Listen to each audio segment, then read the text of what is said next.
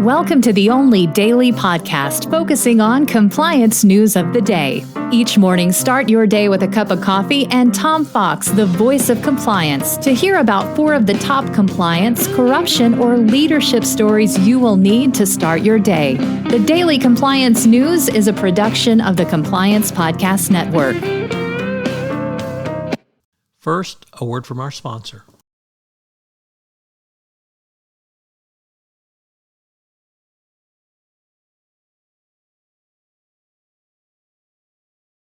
The Daily Compliance News for October 15, 2022, the Guilty Edition. And we begin with that story as the former and disgraced founder of Nikola, the truck electric vehicle company, Trevor Milton, was found guilty of fraud Friday in a case he allegedly lied to investors about the vehicle's technology.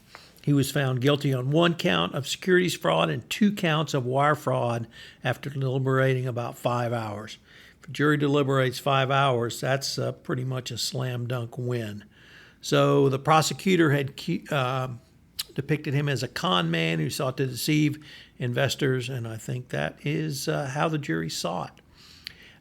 Another trial in another part of the world was equally impactful, and that was in Malta, as 2 brothers pled guilty to the murder of an anti-corruption journalist who was killed last year in a car bombing. Daphne Caruana Galizia was killed actually in 2017, not last year, but her death really brought a very jaundiced eye to corruption in Malta, and the Prime Minister's office said it was an important step forward to deliver justice in a very dark chapter in Malta's history.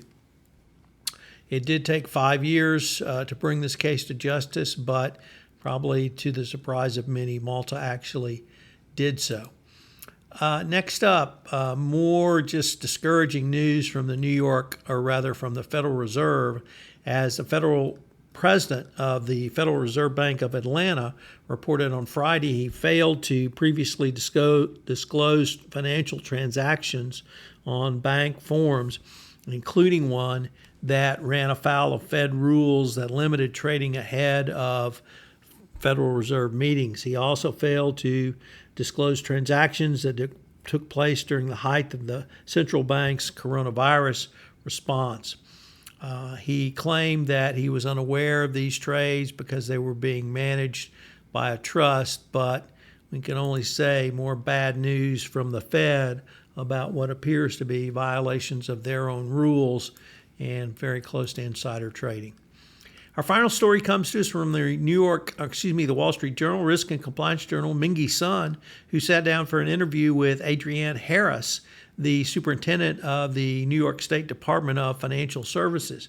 This is the agency that regulates banks in New York and also insurance companies, and they want to take the lead in regulating crypto and climate change, given their role as the financial center, literally, of the world. It would be not unusual for them to do so going forward. Watch for this space.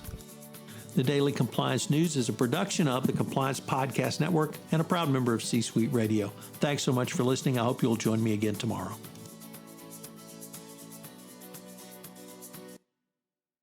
This podcast is a part of the C-Suite Radio Network.